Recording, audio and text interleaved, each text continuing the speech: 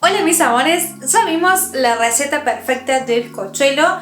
Podría hacerla varias veces con diferentes sabores, pero como la técnica es siempre la misma, no tiene mucho sentido, así que directamente te voy a explicar cómo podés adaptarla a tus gustos y preferencias, cómo darle sabor desde su base, desde su estructura y también con cosas que la acompañan.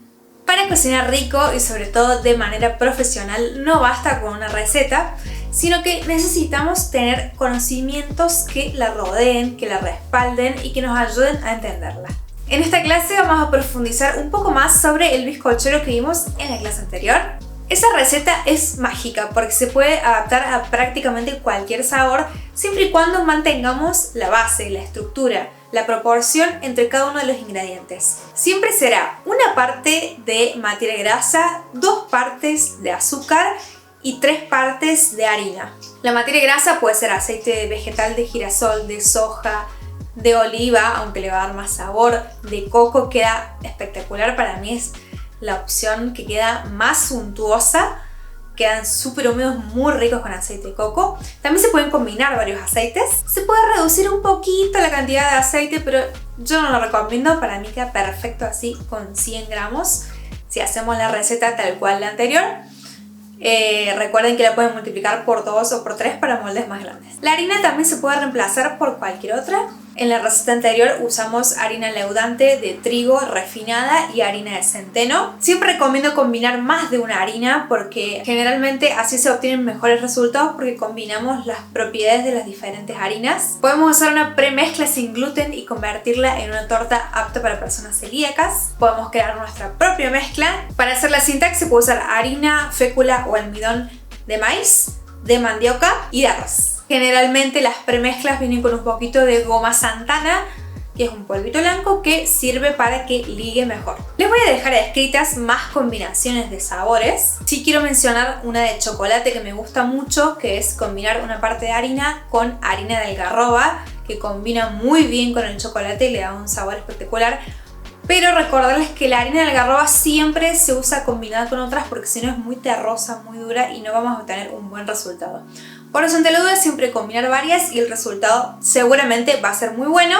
Lo importante es respetar esa proporción. En el caso de la receta que vimos, que son 100 gramos de aceite, 200 gramos de azúcar, usamos 300 gramos de harina. Entonces yo puedo combinar en la proporción que quiera las diferentes harinas, pero siempre que en total sumen 300 gramos. Por supuesto que si duplico o triplico la receta, también debo triplicar esa cantidad. En cuanto al azúcar, se puede cambiar esa cantidad de azúcar por cualquier otra azúcar, sea azúcar mascabo, azúcar rubia, azúcar blanca, pero también puedo usar otras cosas para endulzar. Quizás ahí ya debo empezar a ajustar un poco más. Si uso azúcar de coco, puedo hacer el cambio directo. Lo bueno del azúcar de coco es que sube menos la glucosa en el caso de querer hacer una torta más apta para personas con diabetes, pero también es un poco más cara, al menos aquí en Argentina, que es donde estoy yo. Si no quiero utilizar azúcar, puedo endulzar con una pasta de dátiles o de pasas de uva o de ciruelas pasas. Es simplemente remojar estas frutas secas en agua caliente, dejarlas reposar a que estén blanditas y las licúo con el mismo líquido y me va a quedar una pasta. Eso lo agrego a mi bizcochuelo. Lo que puedo utilizar es remojarlas con la cantidad de agua que voy a utilizar en la receta para no agregar líquido de más. En la receta que vimos en la clase pasada llevaba 250 gramos de agua, entonces puedo reemplazar el azúcar usando unos 100 gramos de dátiles, los remojo con 250 gramos de agua y lo licuo todo.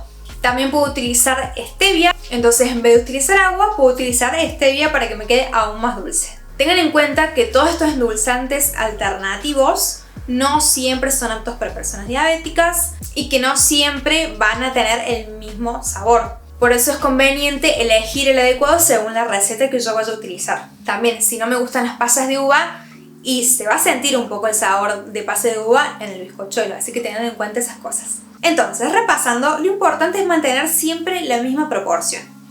Una parte de materia grasa, 2 partes de azúcar. Si es otro endulzante, quizás tenga que ver cuánta cantidad necesito para endulzar y que me guste, eso lo hago simplemente probando. Y 3 partes de harina, la que yo quiera.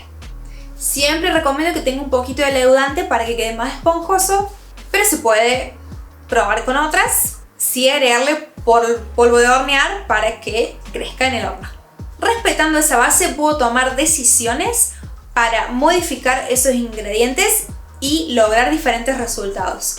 Más húmedo, menos húmedo, más terroso, más esponjoso. Y además puedo jugar con los sabores que acompañan a estos ingredientes principales. Como vimos en el ejemplo de la receta pasada, usamos lima, limón, semillas de amapola, vainilla. Esa es una combinación que queda muy bien. Pero hay infinitas, que también les voy a dejar anotadas varias ideas.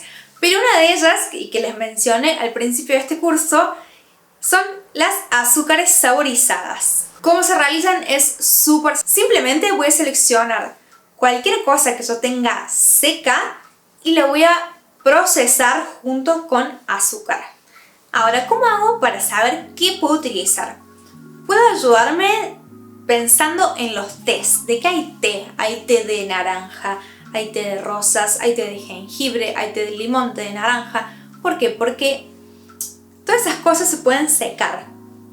Entonces, si yo quiero hacerlo cítrico, puedo o rallarle el cítrico, o si quiero tenerlo ya conservado y tener siempre y que nunca me falte, una buena idea es pelar el cítrico, puede ser cualquiera, limón, naranja, mandarina, el que quieran. Voy a dejar las cáscaras, las puedo dejar al sol o las puedo secar en el horno. Fíjense que no le dé mucho viento para que no se llenen de tierra, simplemente. Pueden ponerle una tela mosquitera o un tul encima para que entre aire pero no entre tierra. Si no, en una habitación que esté cerrada, simplemente lo dejan sobre un platito hasta que se seque. Los que son de Argentina seguramente lo hicieron alguna vez para agregarle al mate. Y eso simplemente lo tengo que licuar con un poco de azúcar, que puede ser cualquiera, menos mascabo, porque la mascabo es muy húmeda, así que yo usaría azúcar blanca, azúcar rubia o azúcar de coco. Si no, también puedo usar hojas de stevia secas y me va a quedar endulzado y también va a tener un saborcito más herbal. Puedo utilizar cítricos o cualquier cosa que yo ya consiga seca, como ser flores de hibiscus, jengibre seco, pétalos de rosa secos, flores de lavanda secas, canela, anís. La verdad que hay infinitas posibilidades. También se consiguen frutas disecadas como las frutillas, también podría ser coco. Y esto lo puedo utilizar agregando una cucharada o dos o tres o las que quieran, según qué tan potente les haya quedado la mezcla. La puedo agregar en mi bizcochuelo, la puedo agregar en un almíbar, la puedo agregar en alguna crema. Así que yo súper recomiendo hacerlo porque me ayuda a tener un montón de sabor siempre listo en mi alacena, sin tener que estar pensando si tengo limones frescos, si tengo naranjas. Es súper sencillo. Las proporciones para hacerlo son más o menos a ojo, un puñadito de lo que tenga seco, un par de cucharadas de endulzante. Proceso todo junto, lo guardo en un frasco hermético y listo.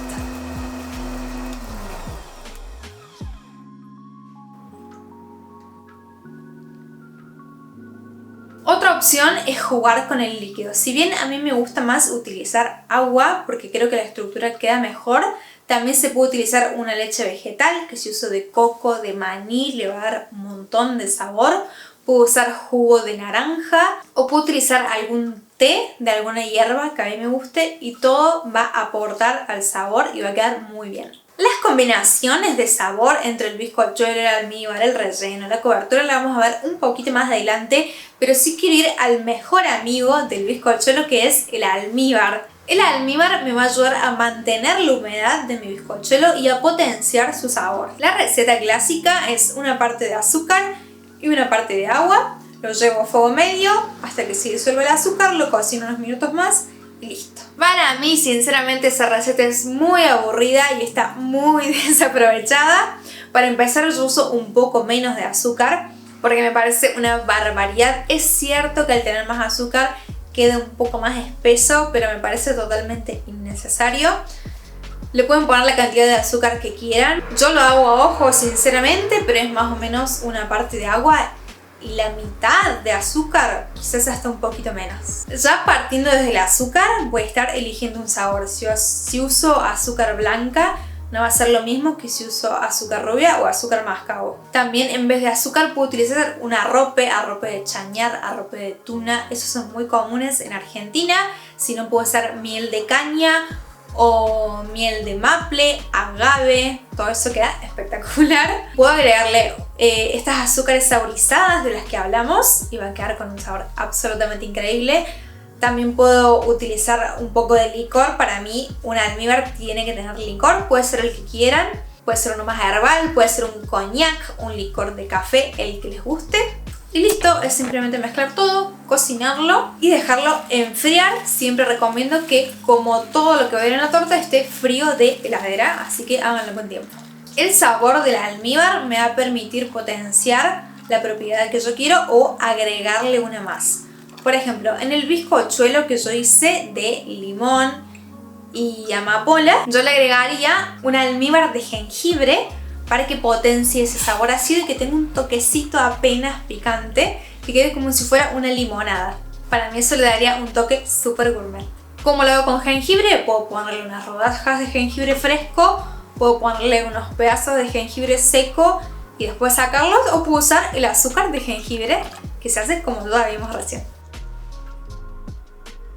Terminando con el tema sabor por ahora, vamos a hablar de cómo organizarnos para armar una torta, un pastel sin morir en el intento. Una vez que realicé mi bizcochuelo, como ya vimos cómo se hace, la técnica es siempre la misma, más allá del sabor que yo vaya a utilizar. Recuerden solamente que si duplican o triplican esa receta, en vez de poner todo el líquido y toda la harina junto, voy alternando en más o menos 3 partes, una parte de líquido, harina, líquido, harina, líquido, harina, mezclo todo y listo. Una vez que está mi bizcochuelo, como vimos que lo envolvimos, me lo voy a llevar a la heladera. Es importante que esté en la heladera al menos 12 horas. ¿Se puede armar antes de eso? Sí, con que esté frío ya está. Pero voy a obtener resultados muchísimo mejores si la dejo al menos 12 horas en la heladera, porque va a tomar mucha más estructura, me va a ser mucho más fácil cortarlo y luego armar toda la torta y que se sostenga. Entonces, el primer día voy a armar el bizcochuelo, los rellenos y el almíbar. El segundo día voy a armar toda mi torta, la voy a montar, le voy a hacer la primera capa, la cobertura, y el tercer día la voy a decorar tranquila. Si quiero hacer un día el bizcochuelo, otro día los rellenos, mejor todavía. Pero bueno, cada uno sabe más o menos con qué tiempo cuenta en cada día. Pero la recomendación es esa. Si no llegar a lo mínimo, realmente son 2 días. Porque es fundamental para obtener un buen resultado que el bizcochuelo esté hecho de un día para el otro. Idealmente los rellenos también. Entonces, a lo sumo puedo hacer los bizcochuelos y los rellenos y las cremas, el almíbar, un día, y el otro día armo todo y decoro todo. Eso lo puedo hacer. Pero siempre sin olvidarse esa parte de que las cosas estén listas con tiempo. Con la práctica uno va haciendo todo más rápido, pero esa regla del bizcochuelo el día anterior no puede faltar. Y ahora nos queda comenzar por la parte más interesante de nuestra torta, que son los rellenos y las coberturas. Pero eso lo vamos a ver en la próxima clase, así que nos vemos allí para seguir cocinando. No te olvides de leer todo el material teórico porque hay mucha información que es importante ahí. Te voy a dejar todas las opciones de bizcochuelo que a mí me gustan, pero recordá que lo importante es que tomes esto de base para que vos crees lo que vos quieras. No hay nada más lindo en la cocina que experimentar y que descubrir nuevos sabores, nuevas texturas, nuevas recetas.